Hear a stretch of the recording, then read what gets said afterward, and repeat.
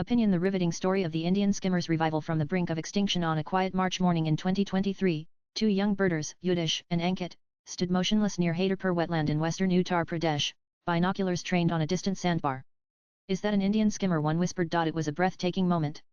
The rare Schedule I bird, which numbered between 3,700 and 4,400 globally as of 2021, had returned to breed in India's Ganga Basin. The Indian skimmer, a striking black and white bird with a long orange bill, is a low flyer, with its lower mandible slicing the water to skim for fish. It breeds only on undisturbed sandbars in large rivers and wetlands.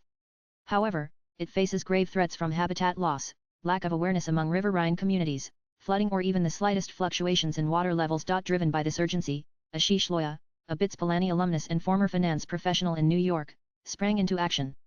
An art of living teacher and a long-time birdwatcher, Loya had been documenting the Haderpur wetlands biodiversity for years. He was inspired by spiritual leader Sri Sri Ravi Shankar's message that every creature on the planet brings a certain vibration. And even if one creature goes missing, the planet would be poorer for it. Every species plays an important role in maintaining the balance on the planet. Loya believed this was a test of both nature and spirit. Upon being informed about the sighting by Yudish, Loya knew he had to act fast. Within days, he submitted a proposal to the Wildlife Trust of India's Rapid Action Projects (RAP). Emergency funding followed and, soon, a locally led conservation project took flight. Nest Guardians on duty. Loya assembled a team of 8 youth volunteers from a pool of 25 trained birders, many introduced to conservation through Art of Living workshops. These Nest Guardians set up a base near the nesting site, building a temporary hut on the riverbank. They worked in shifts, monitoring the birds around the clock. Ashish Gajayar, part of Loya's team, and a field assistant at WTI, was instrumental in putting together and leading the team. Gajayar explained, "We marked the nests with small toothpicks from a safe distance to avoid disturbing the birds," he recalls. "They tracked everything: when eggs were laid, when they hatched, and whether the chicks survived. Dogs, curious tourists, even fishermen posed risks." The team also began regular coordination with the irrigation department, pleading for timely alerts to avoid abrupt water releases. But on May 6, 2023, without warning, water was released upstream from Haridwar.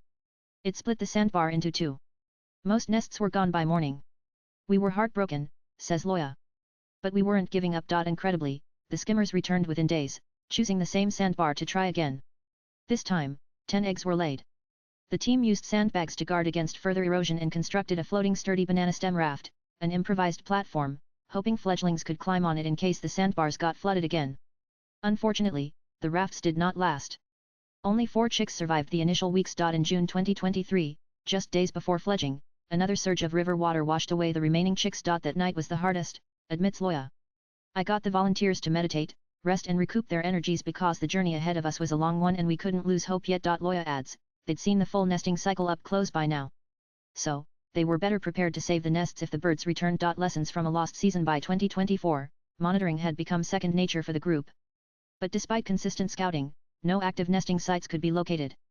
One promising flock of 74 birds was spotted, only to be driven away by encroaching farming activity near the sandbar. Then came a breakthrough in 2025. While leading a birdwatching tour, Gajayar noticed a group of 150 skimmers behaving unusually. Some were carrying fish inland, a telltale sign they were feeding. He traced their flight path, combed the area, and found 15 active nests on a remote downstream sandbar. This time, the intervention was swift. The team reinforced the site with sandbags, limited human access, and worked closely with the irrigation department to maintain stable water levels. 58 chicks finally made it through. The joy was immense, says Loya. "Not just because of the numbers, but because we finally had proof that local efforts can work. The ripple effects of this small project are already visible. The Nest Guardians now conduct awareness drives in nearby villages, educating boatmen and farmers on the ecological significance of the skimmer. Art of Living workshops have helped cultivate a deeper appreciation for river biodiversity among communities that rely on it daily. The project has been appreciated by experts nationally and internationally as well." Ornithologist Carolyn Skip remarked, "It's encouraging to see local leadership in action." Professor Bhivash Pandav of the Wildlife Institute of India praised the initiative, calling it a model for grassroots conservation. Swipe left for next video. And saving the skimmers, the Art of Living volunteers didn't just protect a bird. They restored faith in what's possible. Once a neglected area, the Haderpur wetlands have now been designated as India's 47th Ramsar site. The author is an Art of Living teacher cum author. She is a science graduate in biology and a management postgraduate who feels children and teens are her favorite subjects for interaction and learning. Report writing for UNICEF on genderism and child rights is a feather in her cap. Latest blogs